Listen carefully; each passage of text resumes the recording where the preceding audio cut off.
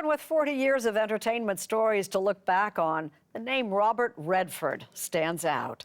He's a legend. But legendary careers don't last forever, as Lee Cowan is here to explain. That's right, Jane. After all these years, Robert Redford says his latest movie may indeed be his last.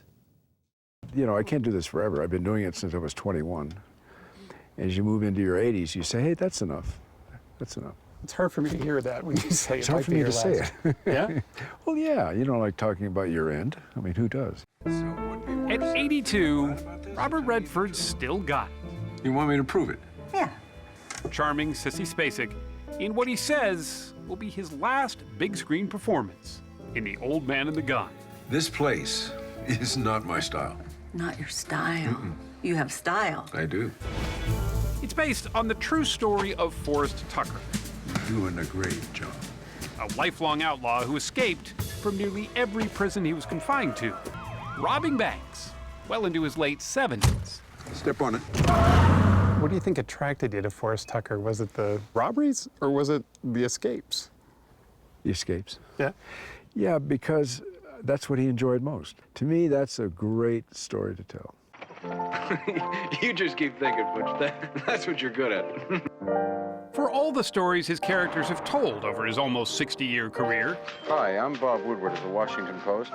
he never really expected to be in the movies. I grew up in kind of a rough neighborhood. We'd go to matinees. Anytime there was a love scene on the screen, we'd go, oh, boo, you tell him, lover, you know, and make fun of the scene. Suddenly the idea that I would be that guy is just too much for me to take. You know? Of course, he became just the kind of matinee idol he made fun of, but not at first. The first show I ever did was Perry Mason. Was it? Back in 1959. Mr. Mason, you've just got to find her. I couldn't agree with you more. And the title of it was The Case of the Tortured Toupee. I had no idea what that meant, but it was my first job as an actor. And then it went uphill from there. If anybody ever asks me why you don't live in Beverly Hills, now I'll be able to tell them.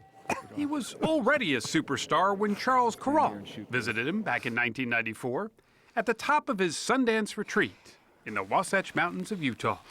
That is as fine a view as I have seen. Yeah. His passion for out-of-the-way places is as fierce as ever. Places where nature is plentiful and fans are few, like his sprawling ranch outside Santa Fe, New Mexico. Was the celebrity a burden? Yes. Yeah. To a degree. I mean, I'm grateful for part of it, obviously, but yeah, at a certain point, it was taking more away than it was bringing. The acting he loved. It was all the other stuff around celebrity he didn't. You get further and further away from the thing you like most, which is the work. We met 5 years ago while he was promoting the film All Is Lost. This is the Virginia Gene with an SOS call. Over. It was a physically demanding role that damaged his hearing during filming. Did your hearing come back after all is lost? Because didn't you lose part of it? No. Didn't it really? Not really, no. One ear, yeah. The other, not so much. It's probably good. I'm not missing anything. Especially, he says, in his other passion, the world of politics. What do you see on the political landscape now? Well, I guess what I see is that history repeats itself. Yeah. What we're seeing now is the tension between truth-telling and the effort to stop it. And that's a repeat. He says he'll remain outspoken on issues that matter, including the environment. And he'll continue to champion the cause of independent film at his Sundance Institute. But first, there's one last film to promote. Do you ride? Me? No, never have. But it's on my list. What list is that? Things I want to do but haven't done yet. Well, you better hurry up. There's lots of things for a legend to do. And cut. Nailed it. Redford will still produce and direct.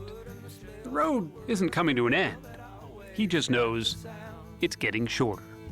I really don't think of retirement, because to me, retirement means stopping something or quitting something. I mean, there's this life to lead. Why not live it as much as you can, as long as you can?